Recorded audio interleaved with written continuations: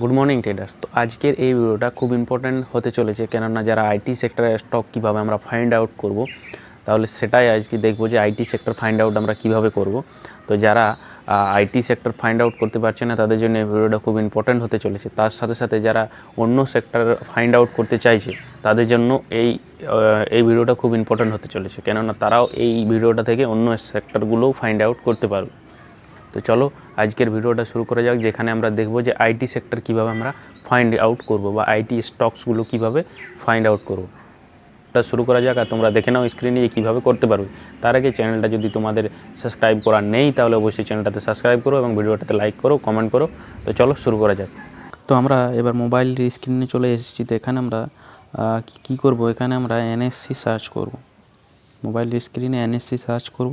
First যে লিঙ্কটা রয়েছে এখানে ক্লিক করব। ফার্স্ট লিঙ্কে ক্লিক করার পর তোমরা এখানে দেখতে পাবে, একটু জুম করে নেব। জুম করে নেওয়ার পর এখানে তোমরা দেখতে পাবে ভিউ অল ইন্ডাইসেস। তো এখানে আমরা ক্লিক করব। তো ক্লিক করার পর আমরা এখানে জুম করে নেব। তারপর এখানে আমরা স্ক্রল করব। এখানে আমরা দেখতে পাবো নিফটি আইটি। তো এখানে আমরা ক্লিক করে নেব। তো নিফটি আইটিতে ক্লিক করলে আমরা দেখতে পেয়ে যাব যে নিফটি আইটির মধ্যে কতগুলো স্টক রয়েছে। তাই হচ্ছে আইটি সেক্টরের স্টকগুলো। এইভাবে তোমরা যদি অন্য সেক্টরের স্টক দেখতে চাও তাহলে তোমরা এখানে ওই এফএমসিজি ধরো যদি দেখবে, তো এফএমসিজিতে ক্লিক করো। তো এফএমসিজিতে ক্লিক করলে তোমরা সব এফএমসিজি স্টকগুলো দেখতে পাবে।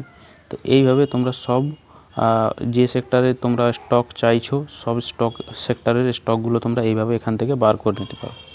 তো চলো আজকের জন্য এই পর্যন্তই। ভিডিওটা ভালো লাগলে অবশ্যই লাইক করো, চ্যানেলটা সাবস্ক্রাইব করো। চলো।